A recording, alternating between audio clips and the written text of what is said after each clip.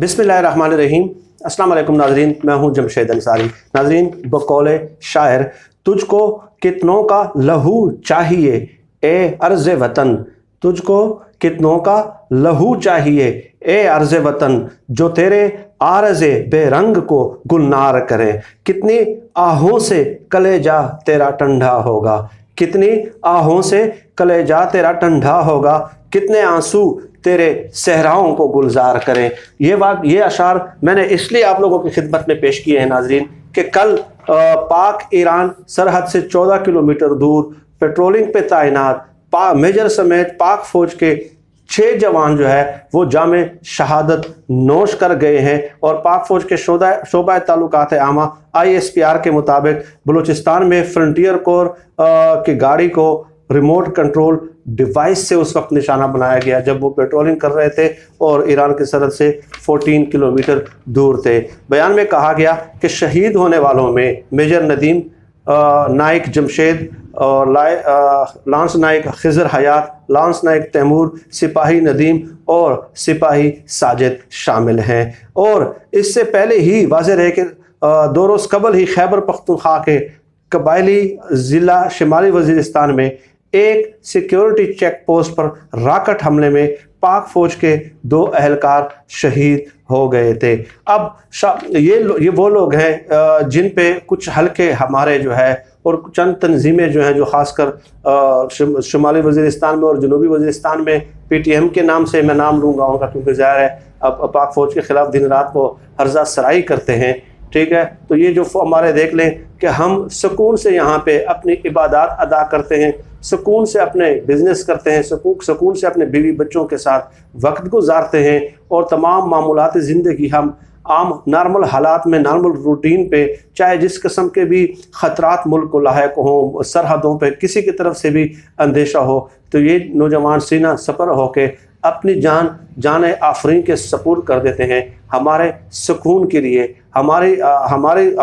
हमारी सहूलत के लिए। इसलिए शहीद का दर्जा बहुत ज़्यादा बुलंद है, क्योंकि शहीद जो सरहदों की हिफाजत कर रहा है वो आपके तमाम इबादात का भी मुहाफ़िज़ है, क्योंकि वो दुश्मन को अंदर आने से रोक रहा है, तो इसलिए आपके इबादात में भी कोई खलल नहीं पड़ता। और ज़ाहिर है शहीद के लिए जो रुतबा अल्लाह पाक ने मुतय्यन किया है वो आप सब लोग जानते हैं कि शहीद के खून का कतरा ज़मीन पे गिरने से पहले उसे जन्नत में पहुंचा दिया जाता है। तो यकीनन एक बहुत बड़ा मकाम है और बहुत तवील दास्तान है पाक फ़ौज के कुर्बानियों की, और मैं उन्हें तहे दिल से खराज तासीन पेश करता हूँ। गो कि मेरा खराज तासीन बिलीव मी क्या मानी रखता है, मतलब इतने बड़ी कुर्बानियों के सामने, लेकिन ज़ाहिर है being a Pakistani I am proud of that. और इससे भी आगे चले नाज़रीन, एक और ख़बर है जो भारतीय खुफिया एजेंसी के हवाले से भी है और भारतीय रेशा दवानियों के हवाले से भी है।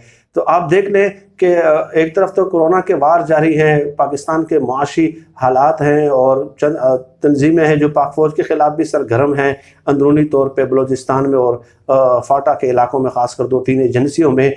लेकिन दूसरी तरफ भारत ने भी अपनी जो ख्वाहिशात की तकमील है, जो उनको ख्वाब है, जो दिन में वो ख्वाब है वो देखते रहते हैं, और किसी न किसी तरीके से उनकी एक कोशिश है कि किसी तरह पाकिस्तान को ज़ेर किया जाए, पाकिस्तान के इलाके अपने इलाके में शामिल किया जाए। और वो ख्वाब देखते हैं, दिन में भी ख्वाब देखते हैं, तो उस पर कोई पाबंदी नहीं है। अब उन्होंने एक और अपने दिल पशोरी के लिए मैं ये कहूँगा कि अपनी खुशी के लिए, अपने आप को तसल्ली देने के लिए, ठीक है, अपने आप को वो जो है ना एक इज़्तिराबी कैफियत से बाहर निकालने के लिए, अपने दिल को तसल्ली देने के लिए ये चीज़ें की हैं। और ख़बर यह है कि नई दिल्ली में वाक़ भारतीय महकमा मौसमियात ने इस हफ्ते से अपने योमिया बुलेटिन में ठीक है पाकिस्तान के ज़ेर इंतज़ाम भारत के ज़ेर इंतज़ाम कश्मीर और लद्दाख के साथ साथ पाकिस्तान के ज़ेर इंतज़ाम कश्मीर के मुज़फ़्फ़राबाद और गिलगित बल्तिस्तान को भी शामिल कर लिया है, और इन खित्तों के मौसम की पेशगोई का सिलसिला शुरू हो गया है। अच्छा, महकमा मौसमियात के हुकाम ने इसकी तस्दीक करते हुए बताया है कि 5 मई से ये सिलसिला शुरू हो चुका है और महकमा की वेबसाइट पर यह तब्दीलियाँ वाज़ेह तौर पर देखी जा सकती हैं। ठीक है, यानी कि पाकिस्तान के ज़ेर इंतज़ाम जो मुज़फ़्फ़राबाद है आज़ाद कश्मीर में, और गिलगित बल्तिस्तान का जो इलाका है।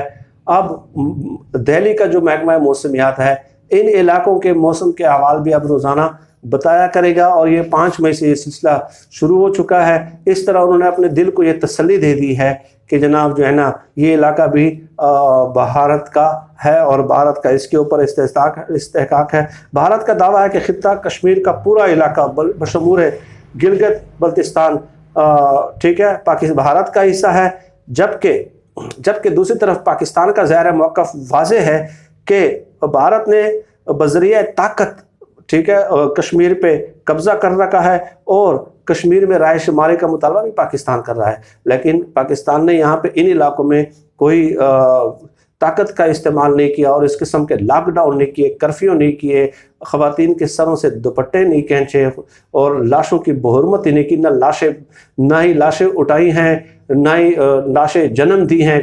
आप लोगों के इल्म में है ये किसी किस्म की पुरतशद्दुद कार्रवाइयाँ नहीं हो रही, बिल्कुल एक नॉर्मल डगर पे वहाँ पे जिंदगियाँ चल रही हैं। लेकिन दूसरी तरफ भारत ने जुल्म और सितम का रिकॉर्ड कायम कर रखा है, बल्कि इंसानियत भी सर पीट के रह जाती है जब उनके जुल्म और सितम के कहानियाँ लोगों के सामने आती हैं और बच्चों के साथ जिस तरह नारवा सलूक अंजाम दिया जाता है।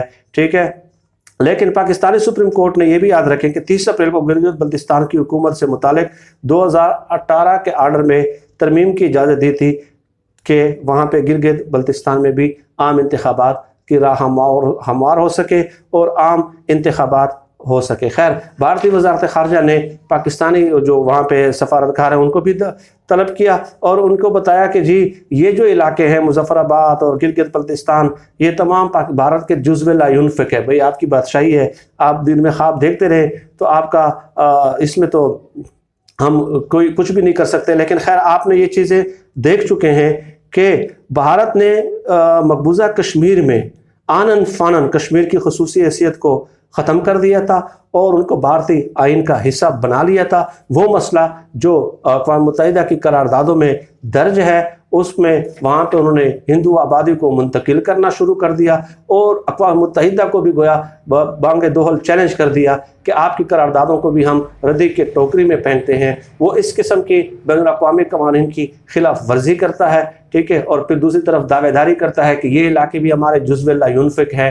ठीक है, तो आपको जितना हिस्सा भारत में मिल चुका है, मैं तो ये भी कहता हूँ कि वो इसके भी हकदार नहीं है जो भारत का जितना बड़ा रकबा है, क्योंकि मैंने इनकी तारीख़ पढ़ी है कि शायद इन्होंने पूरी तारीख़ में इस कदर बड़े रकबे पे हुकूमत नहीं की है। इसलिए वहाँ पे तो आप खुद अपने अंदरूनी हालात संभाल नहीं सकते और दूसरे मुल्कों के साथ आप छेड़खानियाँ करते हैं अपने अंदरूनी जो मामलात हैं उनसे तवज्जो हटाने के लिए, अपने दाखिली कमज़ोरियों से तवज्जो हटाने के लिए कि गिलगित बल्तिस्तान भी हमारा इलाका है। ये दिन में ख्वाब है और पाक फ़ौज के होते हुए ये ख्वाब आपका पूरा हो नहीं सकता।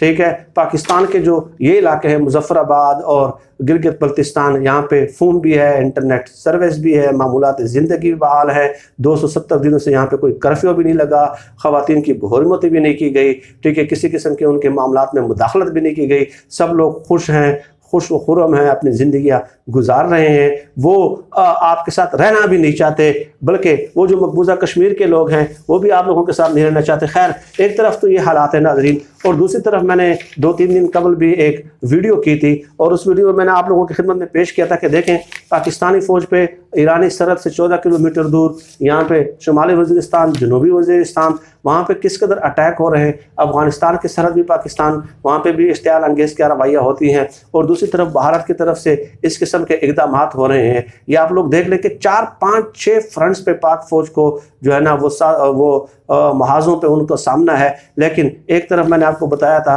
कि ट्विटर पे और सोशल मीडिया पे चंद लोग सरगर्म हैं और कोरोना की आड़ में पाकिस्तान के दिफाई बजट को मुसलसल तनकीद का निशाना बनाते हैं कि माशी हालात ख़राब है तो पाकिस्तान का दिफाई बजट कम कर दिया जाए। और मैंने आप लोगों को यह भी बताया था कि एक मौसूफ है, उन्होंने ट्वीट्स किए थे कि भारत ने अपना दिफाई बजट बढ़ा दिया है और उस दिफाई बजट को बार बार हमारे न्यूज़ का हिस्सा बनाया जा रहा है, इसलिए कि पाकिस्तान फ़ौज को भी अपने दिफाई बजट में इजाफे का मौका मिल सके। ये किस कदर बदखा और दुश्मन लोग हैं जो पाकिस्तान के अंदर मौजूद हैं।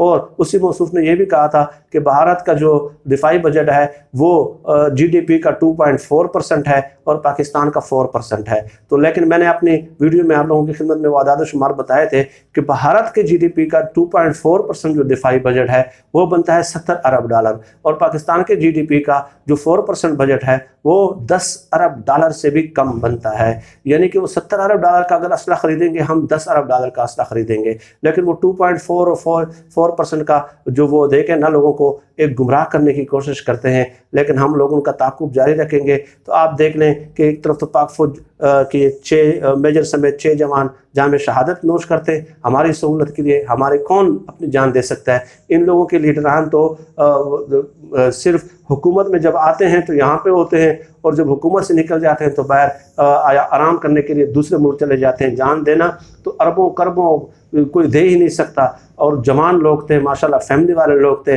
लेकिन उन लोगों ने फिर भी जान आफरीन की सपूर कर दी। और आप लोग यहाँ पे बैठ के चंद जो बदखा हैं वो सोशल मीडिया पे उनके दिफाई बजट को आप लोग निशाना बनाते हैं और आप लोग ये समझते हैं कि आज के दौर में भी आप लोगों का ताक़ुब जारी नहीं रहेगा।